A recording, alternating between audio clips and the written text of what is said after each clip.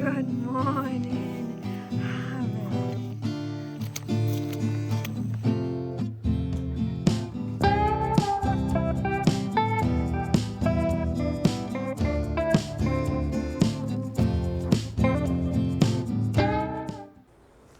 Hey, hope you're having a fantastic day.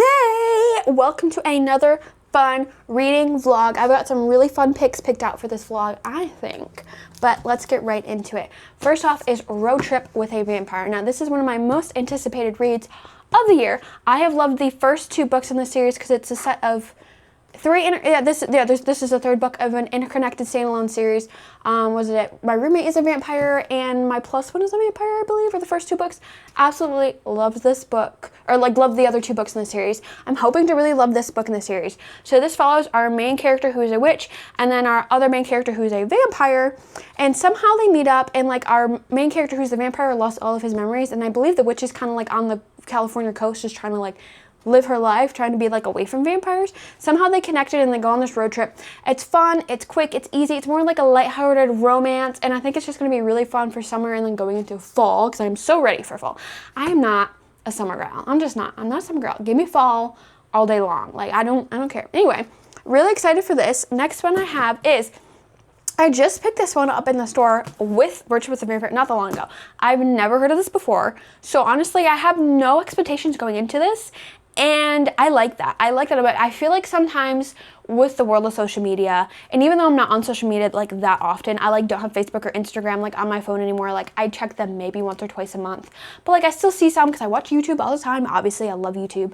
But it's just sometimes I go into books that it becomes so premeditated that I'm gonna like this or I don't like this. And I don't I don't know, sometimes it's just I hate having opinions going into books, so I'm wanting to go into books a little bit more blind, and I literally just happened to see this on the shelf, and I thought it just looked gorgeous, and I think it was a brand new release. There's only a couple hundred reviews on Goodreads, and again, normally I don't necessarily love to take that chance of well, what if it's not good, but something about this just looked beautiful. You don't put that much detail into a cover if it's not going to be a great or well-listed book. I don't know. Maybe that's just a mind thing that I'm trying to justify that hopefully this is going to be a good book. I don't know. I just have really high hopes for it. It's cozy fantasy to its core from my understanding. And then on the back, it's got some really good blurbs. Sarah Beth Durst from The Spell Shop. It's got Bridget Knightley for The Irresistible Urge to Fall for Your Enemy. There's a couple other ones. And then more importantly, I really love Violet Hathaway is Not a Villain Anymore by Emily Krepsholtz. I'm sure I'm saying that wrong. But I wrote that book. I did not write that book. I read that book earlier this year and really enjoyed it. And so it's just really good blurbs. So I'm hoping I get really good things. But let me kind of tell you the premise of this one. Our main character, I believe she's some type of land or earth witch of some sort. She and her adopted daughter go to take care of this sentient house. And that's all I know. That's all I know kind of from the blurb. They're just trying to make a new life for themselves away from the big city and trying to go into this new town. I'm sure other things unfold, but yeah, they're living with the sentient house. I find it interesting, and yeah, I have really, really high hopes. I've never heard of it before, so I'm really hoping it is a good book. I mean, it doesn't need to be a 5-star to be a good book, right? A 3-star book is still a great book, so I've got really, really high hopes. The cover is really what got me. It's gorgeous, but the premise of the book also just seems really interesting. But the last book I have on my series, it technically is a duology, so I'm hoping to read the first book, and if I like the first book, I'll go into the second book, but if not, oh well. But it's the Heartless Hunter and the Rebel Witch series. I picked these up at the library the other day. This is the, what's it called, Crimson Moth series. If you haven't heard of the series before, I would be shocked. This is a very, very big duology. I believe this just came out a year ago, the ending of the duology. I know people were raving about this maybe 3 or 4 years ago, maybe less than that. I don't know. I remember when this was, I believe this was indie published. I remember hearing about it then, and then I got trad published, changed the name to Heartless Hunter, and then it was a whole thing, right? I remember that. Honestly, the only thing, again, I'm trying to go into this blind. I'm not trying to have preconceived notions because there's so many people who are oh, this is the best book ever. I'm is it though? Is it? Anyway, I know it's about a witch and a witch hunter. Literally know absolutely nothing else than that other than it's highly rated on Goodreads, highly recommended from everybody, okay? And I don't know, I'm not gonna lie, some of those popular book talk books, honestly, most of them I end up not liking because they're kind of piss poor writing, and I'm just what was the point? Why did we do this? You know what I mean? You understand. But yeah, I don't know. I've got questions that need to be answered, and I'm really hoping it is as good as it sets out to be, but I do find that odd. I thought this was an adult fantasy. This was in the YA section at the library. Maybe maybe they replaced the wrong thing, or maybe they have been YA this whole time, but the whole time I've heard like, oh my god, the romance, it's so spicy. So I'm like, well, why is that in YA then if it's so spicy? You know what I mean? I don't know. Maybe I misconceived notions on that, but yeah. Those are my picks. I'm really excited for all these. Honestly, like, these have all been, other than this one, this has not been on my TBR long, other than because, like, I literally just saw this and realized what it was when I went and got it at the store. Again,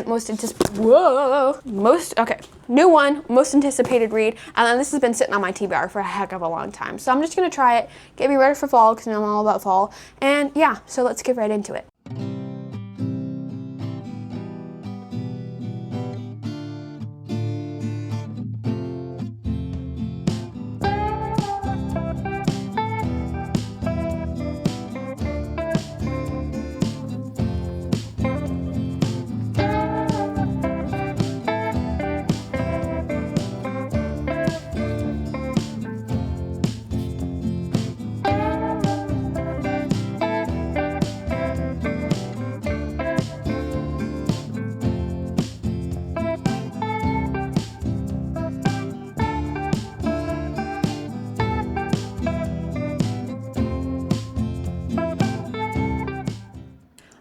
I'm here for an update. I have started the reimagining of Thornwood House, as you would have seen in the previous clips, but I am loving this book.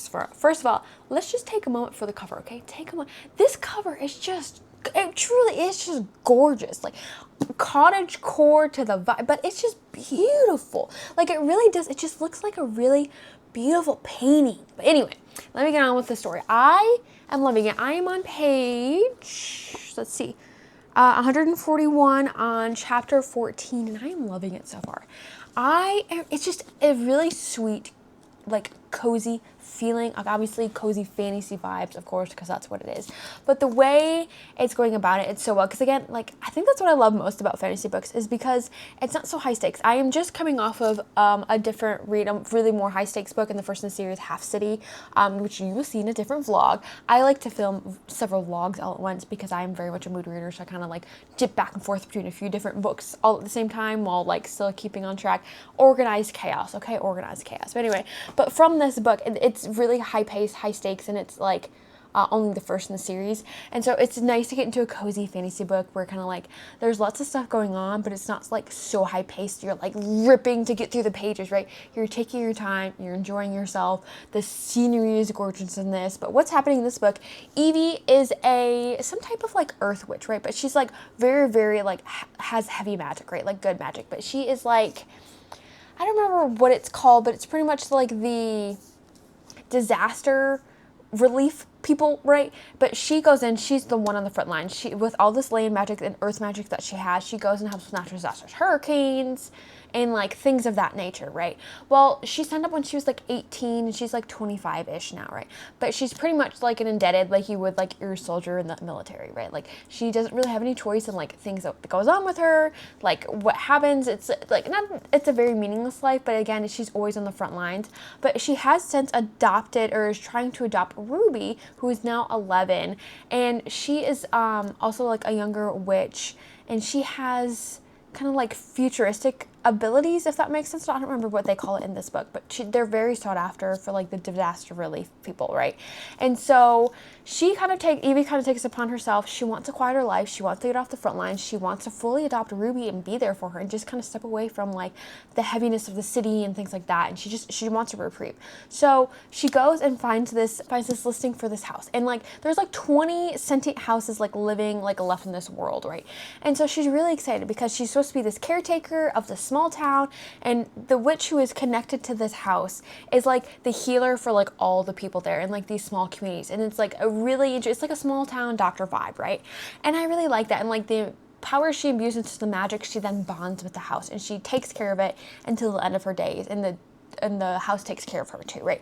And it's just really interesting. But her and Ruby kind of gear up, and kind of against the wish of like the disaster relief people that they're like going against, they kind of give her a timeline, like, because they really don't want her to leave because she has such fantastic powers. But again, they're kind of using and abusing her, right? Just keep that in mind.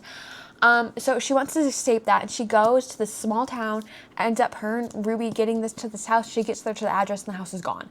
It's literally built itself legs and walked away. And she has to kind of go and find it. And this house, of course, it's a sentient being. It doesn't talk, but she can feel like the earths and like the intentions from the house and things like that, and like the trees and things of that nature, right? Like that's how she can talk to the nature and things like that. But she goes and talks to this house, ends up kind of convincing it to come back, and she's slowly trying to bond with this house. Because again, she has nowhere else to go, her and Ruby. They don't want to return to the big city. They want to make this like life in this small town worth it, right? That's where they want to go. But in order to do that, they have to bond with this house and kind of see what's going on. And when she gets there, of course, she didn't know what was going on in the house. Why is this house leaving its spot, right? And so there's a lot of questions coming up, like what's going on? Why is it trying to travel? It's not the first time it's done this. Or like, why has it been going? Where is it trying to go? And again, it kind of described it like the house has some fear, and she was like, why? Why would the house be scared, right? And so lots of questions are happening. They're not sure what's going on. It's kind of like a little bit of like a cozy mystery kind of happening, like no murder involved or anything that we know of, right? But there's just something kind of going on, like why is that happening? Why is the house so scared of trying to bond with somebody else? Granted, it lost its other owner, and like the owner had been with it for like 70 years, right? Like we know these things are happening, but the way it's kind of going about is super interesting, and it's inviting, it's cozy, and it's easy to read and enjoy. I'm really enjoying myself. I feel like I'm painting it as like a dark atmosphere. It's not at all. It's a very light atmosphere, and I'm really loving like the imaginations and like not necessarily the storytelling, but like the way the author is explaining the world and like the colors and the flowers, and because of course her earth power and like how she's kind of like giving magic back into the forest and into this garden, and of course into the house, trying to fix the house back up because it's super decrepit without all the magic things trying to fix it up, and I really like it. I'm liking the dynamic between her and Ruby, because of course it's still kind of like they've only been together like a few years, like trying to figure out like are they mom and daughter, but it's like a mom, and she's adopted, and like the things that go along with that. And then of course there are these big city gals coming into this small community, and like the community is kind of like, we don't want you around kind of thing. Like some of them are super inviting, of course, others are like, get the heck out of my town, right? Like as most small towns go. So it's just really interesting. You're just kind of chronicling Evie and Ruby and just trying to figure out like what happened to this poor house, what's happening with this community, and how can they be a part of it. And just it's lighthearted. I'm enjoying myself. I just like it. I'm having a time. I'm like it. Very, very similar vibes to Violet Wishes Away Is Not a Villain Anymore and The Spell Shop. Like Sarah Beth Durst's writing. Like I'm really enjoying that because I love both of their writing. So I am so glad I found this book, and I just happened to pick up in the bookstore the other day, and I'm glad. I'm glad I did. I'm enjoying it so far. But yeah, that's it. That's all I gotta say about it. I know, I'm excited to get into it, right? Like I have such good, like, cozy, good feelings coming from it, and I'm excited. I hope it continues going that way, and I'm having a good time. And so, anyway, I just want to update you on where I'm at. I know I'm not, like, that far into it, but I just want to update you, kind of give you, like, a synopsis, kind of, like, what's happening so far, because I'm just enjoying myself. I'm having fun, and I just wanted to share that fun with you because you're my bestie. But anyway, I will leave you, and I'm going to update you here just in a few minutes when I probably finish the book, and I don't know, whatever else I get into. Hello, I am back with a reading update. I have my supervisor Leo here on the case. I did make quite a bit more progress in the reimagining of Thornwood House. I've got maybe about less than a quarter of the way left, and I was really enjoying it, right? Like I'm having a good time, and like I don't know if anybody else is like it, but this is how I read. Like when I start to really enjoy a book, like I just don't want it to be over. So I'm just like, you know what? Let's take a break. Let's get into something else so like I can really fully enjoy this book. And I was like, you know what I want? I want some emotional damage. And so I decided to start the Poet Empress. And let me be completely honest, I had no plans to start this vlog, like, at all, but I was just like, you know what, because I was waiting until the next other day, but I'm like, no, it was just really calling me. I was literally like, I could go with some emotional damage. Like, it was too much happiness going on in here, right? Like, for the most part, right? But, like, it was just too much. It was too nice. Like, I needed some, like, wreckage in my life. So I'm like, let's get effed up, okay? So I started to read the Poet Empress, and I could have finished it last night. I did not. I ended up finishing it this morning, and I was going to give you an update, but I was just like, no. But no, I don't want to include this, But anyway, this book was described as a masterpiece, and I will easily say I really agree with that, honestly. It was heartwarming, it was devastating, it was beautiful, it was like beautifully devastating. Devastatingly Beautiful. There we go. That's better. Devastatingly Beautiful. And it was a lot of emotions. There is a lot going on in the story. It's not necessarily a happy story, but it's not necessarily like a terrible sad story. It's really hard. There's so many mediums, and you go through so many emotions going up and down through this book, and it's honestly fantastic. I will fully admit, I don't know that this is necessarily like my jam of a book, right? Like, I don't know. Like, I saw a lot of other people, and like I was unsure if I'd even like this type, like, kind of style of book. You know what I mean? Like, I didn't know. I'm always one for happy endings. You know what I mean? I always have to have a happily ever after, and like there is technically a happily ever after at the end of this book, but like there's so many layers to that, right? But yeah, I don't know. I would say I gave this a 5 stars, but let me kind of give you the premise of what's going on. Our main character, Wei, she is 16 at this time. First chapter, right off the bat, she is burying her younger sister who only lived like 3 days after birth. And so she's like devastated. She is like from a very poor family. They're farmers. They're from like the backwater, middle of nowhere, right? In ancient China, sometime in that area, right? And they're always hungry. They're always starving. It's just her mom, and her dad, and she has a younger brother, Bao. I think he's like 7 or 8 at this time. And things kind of happen. Like, it literally starts about with her burying her sister, who's only 3 years old, but she remembers like all the other brothers and sisters who have also died from famine and sickness and things like that. And every year, I don't remember if it's like the New Year celebration or something like that, the royals are supposed to come in, and they are supposed to like give blessings and like gift to the people, right? And every year she's like, her whole life they've never come. Well, this year they ended up coming in. The guys pretty much announced like, hey, if you want, our new emperor in waiting is going to, like, he wants consorts. And so she's just like, this could change my life. This could change my village. Like, everything like that could help her, like, hopefully get there and give inspiration, just help some famine, and just let people stop dying, you know, and like not suffering and going to bed hungry, right? It's so many levels here. It's sad off the bat, but you can see what she's trying to do. And in this world, the magic system is really, really interesting. They call it literomancy. I believe that's how they say it, but literomancy is pretty much like, you always have to read and you have to write, and then you like have to write specific poems which turn into a blessing, into like a spell, right? And it can like include anything like making trees grow and things like that. And then only the royals of like the specific royal bloodline, they all have like a tattoo on the side of their cheek or something like that, and it's like a symbol. And then when they come of age at like 18, like fills the symbol out, and then they each get like a specific magic, right? Like, there's one who's like blades, one who like carves roads, there's one who has like lots of, he like grows fruits and vegetables and like brings back to the land, right? And so for this specifically, the prince who is soon to become an emperor is like supposed to be super ruthless. He's the one who like can control blades, there we go, it's like braids.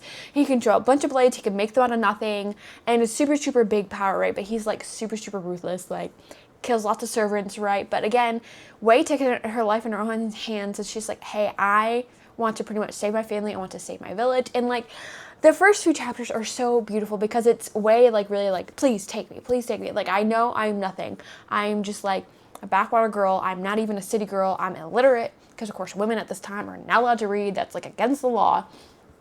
And so it's quite a beautiful story and how strong she is, but then how the community comes together. When literally, this community has nothing. This community has absolutely nothing. They are poor as poor could be, but they still came together to give her like gifts and tributes, and like try to make her as pretty as possible, and like make braiding her hair and like getting her ready to like present herself to the king, right? It's just, or like the future emperor, right? Or, you know, like the attendants and things like that, choosing consort. And it's so beautiful. I love that part of the story, because they know further down the line, like, even though they're giving up stuff now, they will get it back in tenfold if she does become a consort for the king, and like pretty much his favorite whore, right? Like, you know, none of these things. It's just what happens. And it's really beautiful how that story kind of starts. But then we get into the story, there's a lot of politics going on, because the current emperor is like on his deathbed, right? Like super sickly, and he's been like that for a while, but like it's really bad. Well, we're getting into the story now, and she does finally meet the emperor in waiting, and he's the one with all the blades, super ruthless, and like, the only way to describe him is like an absolute psychopath. And I'm gonna be completely honest with you, as a dark romance reader, from one dark romance reader to another, there are so many red flags, but there are so many good things about him as well. But pretty much we get into this. She is picked as a consort and other things happen, but there's so many politics. And a lot of the other women, because it's like 30 women need to be chosen to become like his consorts, because the power is really, really hard to like have children. And so it's best to like spread your seed everywhere is pretty much how it's described. But she has become favored, and pretty much all he does is torture the absolute living crap out of her, but he heals her after. And like, not only like, there's obviously nothing physically, right, like that you can see that like she was stabbed last night, because he heals her, but like it's still emotionally and mentally there, right? And like the things that he does to her is so wild. Like it's wild. I'm not even gonna lie, but like, especially, I don't know, as a dark romance reader, you're gonna look at this and you're gonna be like, wow, because there's no spice. There's like, honestly, there's absolutely no spice. I think there's 2 kisses in this whole book, like, but the way it's described, and like my dark romance brain is like, oh, I need to save this man. He has such a dark backstory, and like what has been done to him as a child was insane. And so it just kind of the build up from there, and she is trying to figure out pretty much how to take him down. And the twist at the end of the book, like highs and lows, like highs and absolute lows to this book. And I am astounded by this book, honestly. It literally takes you through so many different emotions, what Wei's going through in the politics, having to navigate this horrible relationship, but also just trying to figure out, can she save him, or does she need to try and end him? How does she continue on to try and save not only herself, but her family, and like all the famine across the land, because it's not just her little town that's like suffering that, it's all of this dynasty that they're a part of, right? And it's just the things that come about, the betrayals, the twists and turns, like literally like the last 50 or more pages, like absolute wild, because like you're building up to this point and you believe one thing the whole time, and you're slowly learning the story with Wei, right? Like especially about our other main character, the Prince of Blades, right? And you're seeing not just her point of view, but you're seeing everybody else's point of view of like how he got to this point, of how he became so ruthless. And it's just, again, the dark romance mind in me is just like, it doesn't matter what he did to her. Like, you then find out why he's this way. It doesn't excuse his actions, okay? Lots of red flags, still very toxic. But, and then like to see like he's like loving her as he can love her in his own capacity. So again, if you're not a dark romance reader, you won't understand that at all. And like, it's horrible, it's awful, but like at the same time, like if you get it, you get it. That's all I have to say. But like the way it twists and turns, and the way like it ends, I love Wei's character. Like the way she is, like, again, she's this backwoods girl, right? And oh, I didn't mention this, I'm sorry, but Wei is actually extremely cunning. She's pretty smart for like a nobody, right? And so she really takes it upon herself. She asked her chief advisor at the time. She wants to learn the illiteromancy so she can write spells, and she's trying to take down, obviously, Prince of Blades. But of course, lots of other things happen. But the way the last bit ended, because like I was getting a little upset with the way it was happening, because I was like, yep, okay, I like this. And then something happened. I was like, oh, I don't like that. But like then the way it turned around, literally like probably the last 10 or 15 pages, loved it. Absolutely loved it. Like it really was a wild, wild ride, but it was so fun while you're on it. Like so many emotions, so many betrayals, the twists and turns I would not have expected towards the end at all. But then like the story is like, again, devastatingly beautiful. That's literally the only way to describe this, as devastatingly beautiful. And it was honestly chef's kiss. Like even with it not really being like my thing, I think, I don't know. I don't know how I feel about this emotional roller coaster, right? It was a lot to go on, but let me tell you, it did not disappoint. It is a masterpiece. I would still give it 5 stars. I don't know that I'd necessarily reread this book, but I definitely suggest it to read. It's just so beautiful. It really, like the way, the depth, and you're like brought in, like first chapter I was hooked. Like I could have read it all the way through last night, but I was like, no, go to sleep. And then I finished it this morning, but it was really good. But yeah, let me start talking about that. It was really good. Just check it out. Just kind of look at it, but I really liked it. But let me talk about the Imagining of Thornwood House. I have made it to, let me see what, 277 and chapter 29, and I'm really liking it. Again, when you get in a book, I don't know, for me, it's just like when I'm really enjoying a book, I'm like, no, I don't want it to be over yet. I'm not ready. And so that's why I kind of wanted to take a break. I didn't realize how much emotional damage I would get from the Poet Empress, but like I'm gonna be fixed with this book series, so I'm excited for that. But other than that, we're just kind of following our main character around. She's kind of unveiling the twist of the story at this point, and why the sentient house has like kept running away, and like now she's kind of like on the move to like take down the person and like whatever's happening, right? And so that's kind of where we're there. That's not super major yet. I don't want to reveal anything, but it's just sweet. I really like the really heartfelt moments in this book. I'm really liking there's a little bit of a spark of a romance with the neighbor that I'm enjoying, but I'm really honestly more so, which again, it's like very, very subtle, right? But I'm really, really liking the like unfolding of like her and her adopted daughter. Because again, I honestly, I don't know. I was not adopted. I don't know how that works. But like the way like do you call her mom or do you call her name, right? Like the weird things. I kind of understand it from like a stepdad point of view, but like that's how I see it, like that, like how they're kind of being like mom or like daughter, you know what I mean? Like how do you claim that? I'm really liking how they're like, because obviously they've been together for a few years at this point, like she's had like her under her care, but at the same time, like the things in ebbs and flows, like, well, do I call her mom? Do I not call her mom? Because she's not really my mom. And like how like she goes about saying, well, this introducing her as my daughter. It's very sweet. It's very heartfelt, heartwarming, and it's again, it's a beautiful story. It's a cozy fantasy. I'm having a really, really good time with this. But yeah, I needed to give you an update. I'm sorry that was pretty long-winded. I was trying to like get it out, but I mean, I'm telling you, my mind is twisted after that Poet Empress. I'm gonna be completely honest, but I'm excited to get back into this. I will probably, I don't know if I'll be finishing it today, but maybe today or tomorrow I'll be finishing it up. But yeah, and I will update you here in a few minutes. But yeah.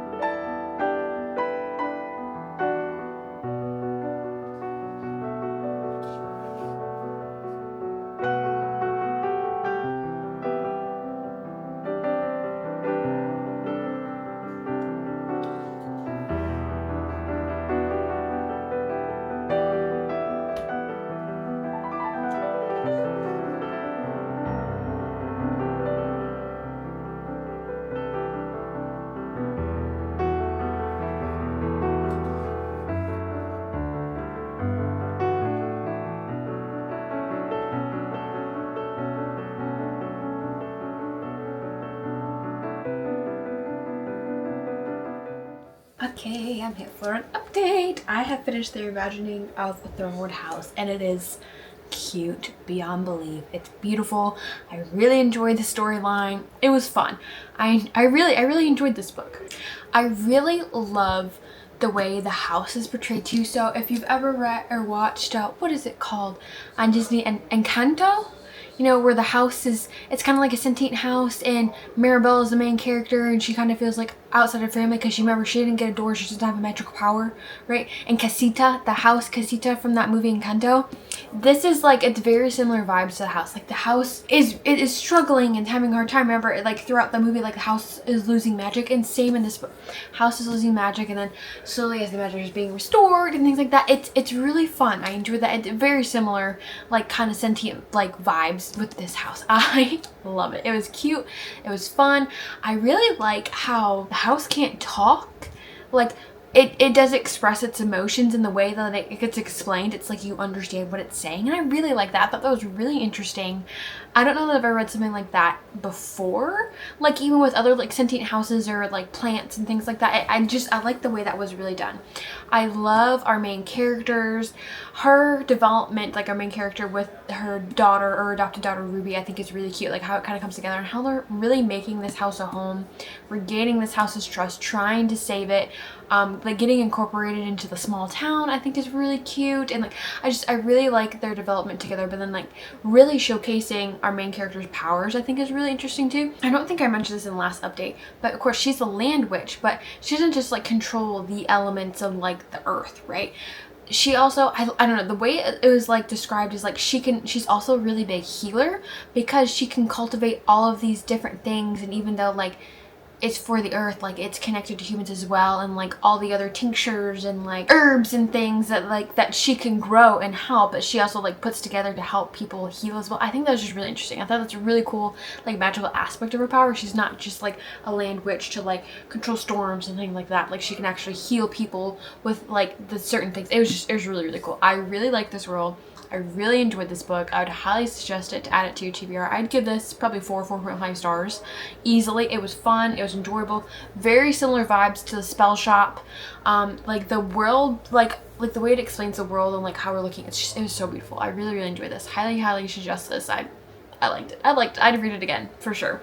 And then I did briefly just start Hot for Slayer by Allie Hazelwood.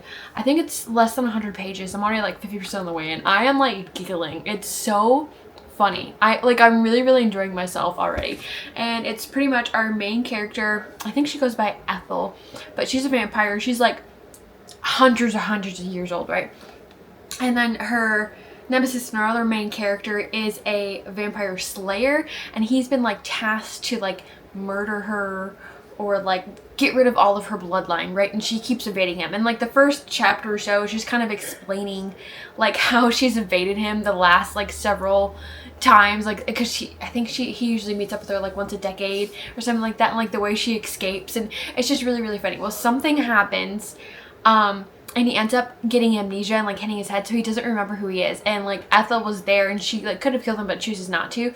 And now she's just trying to like, because he like won't leave her alone, and so she's like just trying to help him, but she just like doesn't know how to navigate it. And it's funny, it's goofy, and like the way so they brings up like, of course he's got amnesia, and he's like not as old as her, but like almost as old as her, because like when they become like these hunters, these like vampire hunters, they like are immortal as well. But it's really funny because she's like, what is this gluten debacle? And it's so like the way it's just so funny. I'm literally cracking up.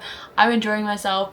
I'm gonna go ahead and finish this up tonight, because again, it's only 100 pages. It's probably gonna take me not even half an hour to finish the rest of this book, but it's silly so far. But she's just kind of navigating like, what do I do with this hunter who's been hunting me for like literally hundreds of years, and they again, she doesn't really know them, and he's asking all these questions. She's just kind of lying and like not telling them that like she's a vampire and like he is a vampire hunter, right? And it's silly, it's goofy, it's almost like forced proximity.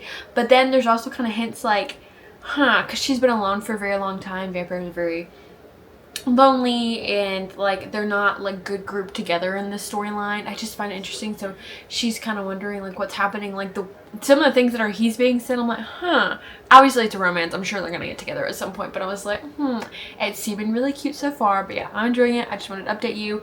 I think it's so cute. I'm really like enjoying this for a quick read. It's good to like pick me up too, like after reading The Poet Empress too, between this and finishing up The Thornwood House. Like super cozy vibes, funny, hilarious, enjoyable vibes. So I like it. And yeah. Hey, it is the next day. I am kind of starting to get ready for my day, but I did make quite a bit of a reading progress. I finished Hot for Slayer. Is that what it's called? Yeah, Hot for Slayer last night. It was so cute. It was so cute. It was such a short story, right? Because it's just a novella. So it was literally, I think it was only like 94 pages. It was so cute. Like, how do we explain? It's hard to explain anything because I don't want to give it away, but like pretty much like the love and the yearning that ends up coming from the story. And like, honestly, I wish it was a full book. Like, I would truly appreciate it if it was a full book. Like, the 94 pages, like, wasn't enough of their love story. Like, it was quick, it was funny, it was fun. It was just a really enjoyable, quick read. And honestly, I wish it was longer. I really wish it was longer, but I really like, and like the kind of premise, you know, like the vampire hunter loses his memory, and like when he gets it back, and like things happen, and like the way the love story is spelled out, like it makes you just believe in love again. It makes you believe love is real, and it's just, it was beautiful. It was beautiful. Read it. It was such a quick, easy read. I literally had it done in like less than 2 hours. It easy read, please read it, add it to your TBR. But I did make quite a bit of progress. I did start A Road Trip with a Vampire last night. I am maybe about halfway through. I am on chapter 14, page 179, and I am really liking this so far. Again, I have liked the other two books in the series with because they're all standalones, but they're within the same world, and I think there's like a little bit of character crossover, but like nothing that like you would need to know these characters like from the other books, right? And just it's cute, it's fun, it's enjoyable. Our main character is Griselda, but she goes by Zelda now. She's like, I think it says she's like 400 years old, but she's a witch. Something happened, we haven't gotten the full details yet, but she pretty much 10 years ago, something occurred because she, with her being a witch, she's super, super powerful. And she used to run around with like a lot of vampires, but they like to cause a lot of chaos. And so she was like really known for like these big, elaborate like pranks and stunts and things like that, right? Well, something had kind of gone awry, and so she decided to just completely axe everything out of her life, including magic 10 years ago, and then she went off to the coast of California and opened up a yoga studio, and that's kind of where she's been now. And she's really kind of struggling with her magic because she's like X'd it so much. I think it's because she's not able to like express herself and be fully herself. Like her magic is like rebelling against that. So she's having some issues there. And then in pops Peter, who from the previous books, Reggie is from Chicago, right, in the previous books, and he sends Peter there, and he's just like, hey, Griselda will help you out. He wanted to go to California, here we go. And Peter has no idea who he is. He knows he's a vampire, he knows like certain things, you know what I mean, like the basics, right, but he doesn't know anything about himself. He has no memory, so he's got amnesia, and of course he's a vampire. And things kind of just ensue from there. He kind of is just like, I don't know what to do, and Griselda, being a wonderful person that she is, she's kind of taking him on and helping him out kind of as much as she can. And he ends up getting these like not so nice notes from his potential employer or somebody from his life that he has no idea of, like either like, you're not responding to us, you need to come to this address now. And so he's like, I don't know what to do, I don't know how to get there. And because our main character Griselda is struggling with her magic, she ends up being like, you know what, let's go on this road trip together. I will help you, because Peter has this journal, and like there's dates in it and like certain places where he's gone, and so she's like, well, maybe that'll jog your memory so you'll kind of remember like who you are and get some memories back, right? So right now they're just kind of on this road trip, and it's enjoyable, it's fun. Like the stuff that they like talk about is so funny, and I love, of course, because like she's like 400 years old. I don't know how old he is, but of course he's probably several hundred years old as well. And like this isn't like today's world, and they have like, if you know what Buc-ee's is, it's like a gas food station, right? Like I would be surprised if I hadn't heard of it. Really big down here in the South. But big Buc-ee's, like when you go there, it's got the beaver. It's like, it's a big thing, right? Like it's a whole trip in itself. Like you go in there and you like, it's nothing but like the coolest stuff of like beaver stuff, right? And like it's wild. Okay, it's a very wild experience. You need to experience it at least once in a lifetime. But they kind of end up going to one of those places like that, but it's with chickens instead of beaver, so it's like a Buc-ee's but chicken. It was so funny, like the whole scenario, absolutely hilarious. I really, really enjoyed it. It's just so wild, and he's just like, why would I have gone here? And Zelda is like, of course, kind of where she's kind of poking fun at him. It's enjoyable. I'm really liking it. The romance is starting to spud a little bit here and there. Nothing like major happening yet, but of course he's like a super hot, grizzled vampire dude. Like, you know, he's like deliciously dark, you know what I mean? So obviously he's gonna be hard to resist.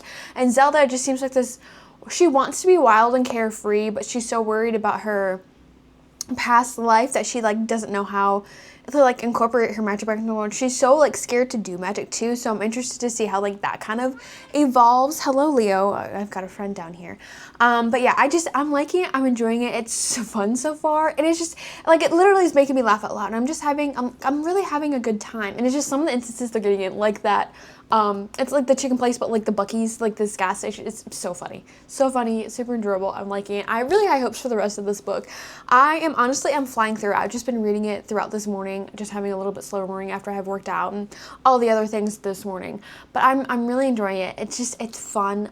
And I like it. I've liked all the other books in the series, but I'm really hoping this is going to be the best one so far. Yes, Leo, would you like to come and say hello? Is that what you want? Leo just wanted to say hello and interrupt us. Say hello, Lilo. He's like, no, thank you. Anyway, I am really enjoying this book. I have really high hopes for it. And yeah, I'll update you here in the next few minutes on how I feel about the rest of it. So, I'm here for an update. I finished a book. I started a book, maybe DNFing this book, then I started another book. And then I also have a wonderful, a really fun package to talk about. My Book of the Month box came in.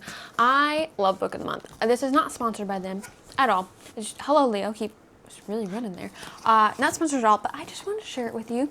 Honestly, I always get really excited every month. I've been doing this since March, and this is my July box, and I love it. I'm really honestly in love with Book of the Month. If you're ever wanting to try Book of the Month, then I will always have it linked down below if you're interested. I think you get, it's just like a referral code. I think you get your first month for $5 out to try, and then I get a free book. By no means do you have to use my link at all. You can always check it out yourself. But if you're ever interested, I love getting my Book of the Month box every month. Like, I'm honestly excited every time.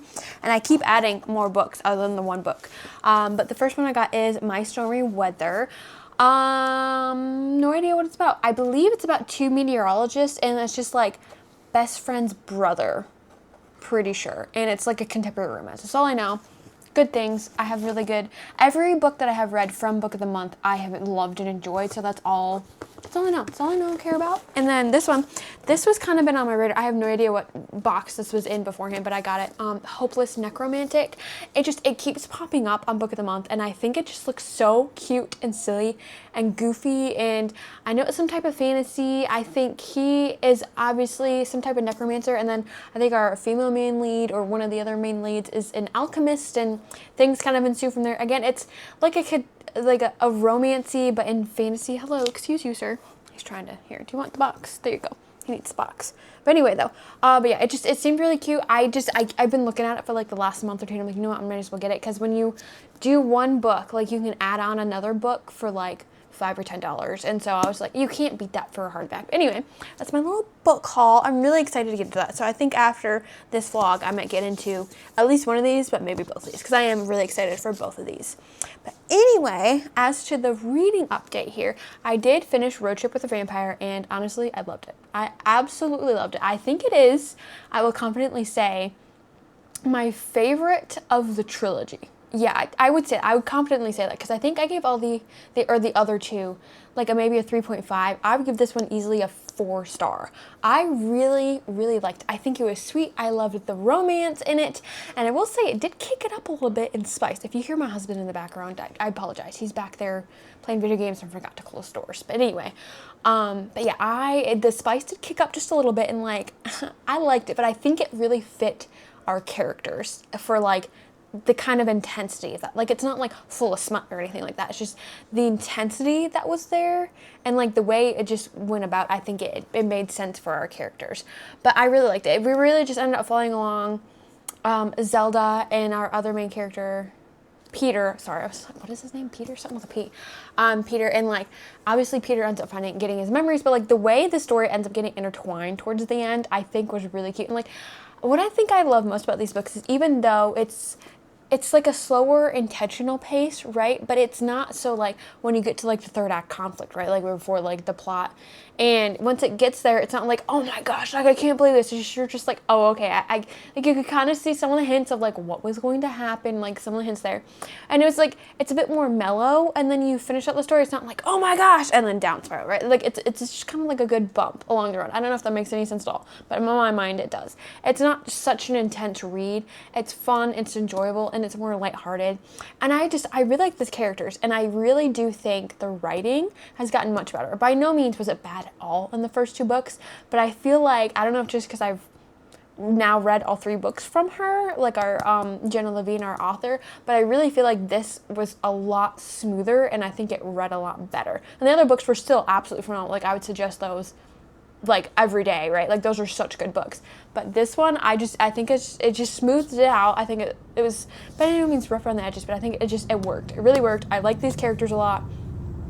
I think they are my favorite 2 characters. I don't know. I like the story all around, like how they got together. I like the romance. I think there's just the right amount of spice in it. It was enjoyable. It wasn't like, oh my gosh, like ripping your heart out, but it was just a fun, easy, quick read, and something that I would enjoy again and again. And so I'd highly suggest to you to add this to your TBR.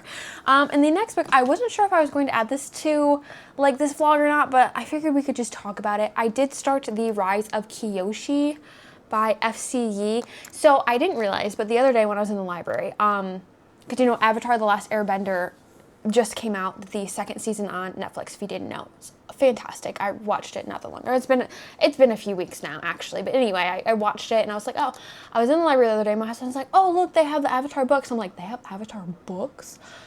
I'm clearly out of the loop here. I'm clearly out of the loop. Okay, I had no idea they had Avatar books. But I decided to go ahead. I put a hold on Libby, and this is about Kyoshi, one of the avatars before Avatar Aang. And I was unsure how I was feeling about it, and like I didn't know if it was gonna be my jam, right? Like I love Avatar: The Last Airbender, right? I love the show. Like I watched it as a kid. Now as an adult, I enjoy it. Like I watched it at least once a year minimum, right? Like the whole show all the way through, like sitting down, no distractions. I love it that much. And I am enjoying the Netflix show. Like the person who they picked, like the casting for Toph, chef's kiss. Her and Sokka, yeah, Toph and Sokka are like the absolute creme de la creme. Like they absolutely nailed their characters. Like no tomorrow. Anyway though, so I picked this up and I just don't know if it's my vibe. I was unsure if it was my vibe, but I'm like, let's see how far I am into it. I think I'm like over 50% of the way through. Yeah, I'm on page 239, I'm 54%, and I just don't know that it's for me. Like, I'm enjoying the story. I think it's fun getting back into, like, the Avatar world, but I just don't know that I like, can identify with Kyoshi either. Like, especially even from the show, especially, like, the second season that just came out for, like, the live action. The way, like, Kyoshi's really portrayed, she's so angry and, like, resentful, and, like, honestly, from, like, what it's explained, like, kind of going on here, I'm like, yeah, it's kind of, yeah. Yeah, I get it. And then I did not realize also, if you didn't know, like, the lore, what's it, the Avatar, Kuruku, the one who was before her, he only lived to be 33. I didn't realize that. I don't know why. Maybe that just, like, has slipped my mind. Maybe that's not, like, talked about in, like, the show, but I don't know. I just didn't realize. I just don't know. I am considering DNFing this. If you've read this before and you enjoyed it, and let me know and see if I should push through. But I just, like, I love Avatar: Last Airbender. I just don't know that her stories for me, or that I care enough, honestly, to know about the Avatar world through a different lens, other than like Aang or like Korra. That's her name, Korra. I'm like, no, Katara is with Aang, but Katara is technically in the next show, but with Korra anyway. But yeah, just let me know if you have read it. Let me know if it's still worth it. I just don't know that it's worth it for me. But on happier tidings, I started Heartless Hunter. Now, I'm literally only like a quarter of the way through, but I wanted to kind of give you like an update. I'm on page 93, chapter 12. I'm liking it so far. I did wonder why when I went to the library the other day, why this was in the YA section. And like, I get it now. I get it. It's definitely written more YA. And I don't think that's necessarily a bad thing, but like you could tell in the writing style and like kind of what's going on. But anyway, as well as our main character, and she is pretty much a hidden witch, and she is called the Crimson Moth. And so what she does, had given up her grandma in order to kind of save herself, and like they knew about it, the witch community knows about it, right? All good things, but like the actual like human community who is super against witches are like, oh my gosh, you gave up your grandmother, good for you, and like gave her all her holdings. So she's like super rich and powerful, like on the human side of things, but on the witch side of things, she's kind of like a witch vigilante, right? And she goes and she saves these witches and tries to get them off this island and back to the mainland. And so she does have, I think, some powers, but they're not like super heightened or anything like that. They're not like super crazy, but she has been kind of going around saving these witches. But she herself is always in danger, and she's kind of at like the marriage age. I think she's like 18, 19, as would be like a young adult, right? And she's kind of looking for a cover-up, right? And she's trying to figure out like, who can I marry on this island who can allow me to be my vigilante at night and not know, and like still keep all the things, right? In comes our main male character, who is a heartless witch hunter. And that's kind of where we're at now. It's interesting of a story so far. I'm not that far into it. I'm not disliking it, but I can definitely tell it's YA. Like, YAs are hit or miss for me. Like, they really are. It just depends on how young they're reading. I don't know yet, but it's kind of like almost like a Victorian kind of era. She's very prim, very proper, but she's got lots of money, you know what I mean? She's got lots of shipping and trading, like, from what she came from her mother's. And, like, the storyline is interesting. Like, it's there. So I'm hoping it gets a little better. Like, it's not bad by any means, but I just don't know that it's hooking me in quite as much as I was expecting it to. But again, as much as it's been like talked about on Book Talk so much, you know what I mean? Like obviously I had really high expectations going into that, so trying not to put those expectations on this book, but like I'm kind of am, you know what I mean? I kind of am putting those expectations on it because everybody says it's the best thing since sliced bread, right? But I don't know. It's okay so far. I've been doing it, but that's kind of the premise. Witch hunter, what will happen? I don't know. So yeah, that's all I gotta say. I'll see you on the next update.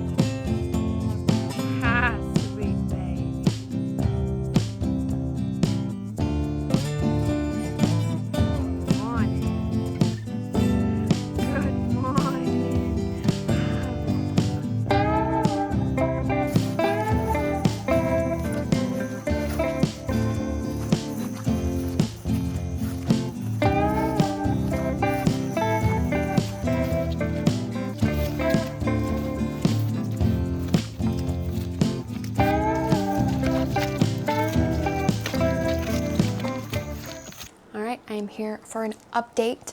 It was super rainy and gross this morning. It is now, sun is shining brightly. I don't know, as you would have seen the rain beforehand, but like, hello Leo. Leo is also joining us today. But it's like, I'm looking outside at the window right now. It is quite sunny, but it's hot and it's gross, and yeah, so that means I'm gonna read the rest of this afternoon. But I did make quite a bit of progress in The Heartless Hunter. I am like, got maybe a quarter left. I almost finished it the night before last. I'm on chapter 43, page 295, and I'm liking it, but it's not like anything extraordinary, right? Like it's okay. I didn't understand why it was in YA because I thought this was an adult book, and I mean YA is young adult, but like you can definitely tell, I think, from the writing, like this is definitely a YA book, and like there's nothing wrong with that, but like I don't always vibe with the YA stuff. It's just like I don't know, you could just really tell it's YA. I think I would be enjoying this more if I was 16 again, not now. You know what I mean? Like again, I don't know. It's nothing brand new, and I feel like it's becoming a bit predictable. And again, it's a YA, I'm kind of expecting that, but like I don't know, for how hyped up this was the last few years, I'm like, that's it. I don't know. Maybe that's an unpopular opinion, but I think this is a very overhyped book. Like, it's fine. There's nothing wrong with it, but is it that extraordinary? I don't personally think so. Maybe my mind will change in the last quarter, but I'm gonna be honest, I probably won't. But, I did want to clarify some of the magic things because I feel like I didn't really explain the world very well in this last update. So, in this world, the witches on this island like used to rule this island, right? Well, in comes our two of our main characters who were kind of like taken under their wing by the witches, and they ended up murdering those witches and taking them from Brower. And now like any type of witchcraft or anything is like not allowed, super against it, right? And so all of the witches are forced to either, or pretty much like any witch trial, offed, right? And then there's also like our main character who is our savior, our Crimson Moth in this, and she's the one that kind of tries to smuggle them out and things like that, right? But there is still some magic in the world, but it's very looked down upon, and I feel like I didn't explain that very well. But again, it's just kind of this cat and mouse game of like our female main character. She's trying to stay under the radar because obviously she's the one who is a witch and like trying to figure out all the witchy stuff and like save all these other girls, but like going under the radar, right? And so she's trying to at this point kind of find a husband so she can continue along as she's doing and like save as many witches as she can. And then pops our other main male character who is the brother or the best friend's brother. There we go. And he's a heartless witch hunter. Like, he killed one of the witch queens, you know what I mean? Like, of course, but she's like a fucking fly on the radar. And so they're playing this cat and mouse game of like, he is definitely suspecting her of being like the Crimson Moth and being like a witch sympathizer. And of course, she knows that he is a witch hunter, you know what I mean? So it's like, you know, this going back and forth. And I mean, I think the romance is fine. Again, it's a young adult. They're like 18, 20-ish, you know what I mean? Like, there's nothing like major to this. I don't know if maybe it gets better going into the second book, but I'm finding it a bit predictable. I have some thoughts and feelings about how the end is going to play out because I could feel a twist coming, and like, I know there's going to be a bad person, and I have a feeling I know who it is. And not that I dislike that, but again, I feel like all signs are relatively pointing to like one or two people, and I'm like, I'm not gonna be shocked by that. Which again, not a bad thing, but I'm not gonna say I'm underwhelmed, but I'm just like, it's okay. It's not a terrible book. I think it's a good read, but had I read this when I was 16, I would have much different thoughts than I do now. But I don't know, those are my thoughts. I am going to get back to reading this, and I will update you when I am finished with it.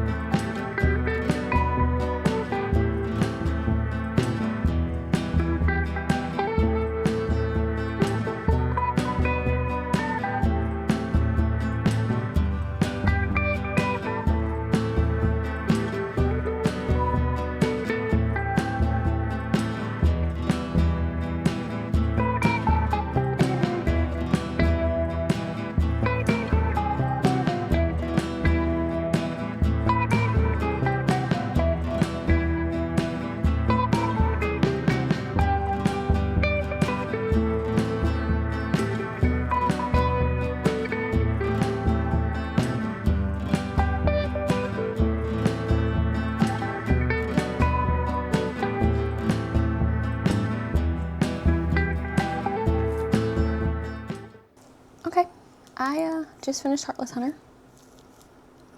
Honestly, I'm not really impressed. I don't know why it's so popular. Like, I honestly really became insta-lovey, and I don't like that. I get the twist at the end, like, it was fine, but I knew who the bad person was going to be. Like, it was just, I predicted it. There was one thing I wasn't predicting, but, like, it was, I feel like that just fit. It is very, how do I explain this? It's just like, not to say it's like every other YA novel, but like the ending was kind of similar to so many other novels. There's nothing new or inventive about it. It was kind of like, oh, that's where we're going now. I'm not really impressed. I would give this maybe a 3-star. I don't know. I'm kind of disappointed, and honestly, for how hyped up this is, it was just okay. It was just okay to me. Like, I think the storyline was okay. Nothing like super impressive. Witch and Witch Hunter. There you go. But the love became super insta-lovey. And then it was like, it went from like maybe going like 20, 25 miles an hour, and then all of a sudden we're at like 100. I didn't like that. And then of course, big twist at the end. Big twist. I put that in, like, I don't think it was that big. I saw it coming from a mile, and I don't like that. I'm not even that good at predicting books either. That's the thing. I am not good at predicting endings for the most part, right? I'm usually always the one to get it wrong, and like, I could easily predict that, and I don't like that. I don't like that at all. I am disappointed, to say the least, but I don't know. Let me know if you have read this before, and if you think going into the second book is worth it. Honestly, right now, I could kind of care less about these characters, the storyline. Like, I think it's interesting enough, like, I could, but, like, I'm not that attached. And, again, the writing was fine. Like, it was pretty easy to read and understand the world and stuff like that. But, like, other than that, meh, it was okay, I guess. Like, it wasn't, like, the best thing, but it wasn't the worst thing. But is it anything brand new? Not really. Not really. And it's the only way to describe it, it's very YA. And there's nothing wrong with that if you like YA, but I'm not the biggest fan of YA stuff. So I think maybe that's part of what's going on, but yeah.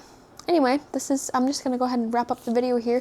Thank you so much for hanging out with me and letting me yap about all these books and going on this journey with me. I hope you had a good time. And also just let me know how you feel about this book and if I should go on to the second one. I don't know.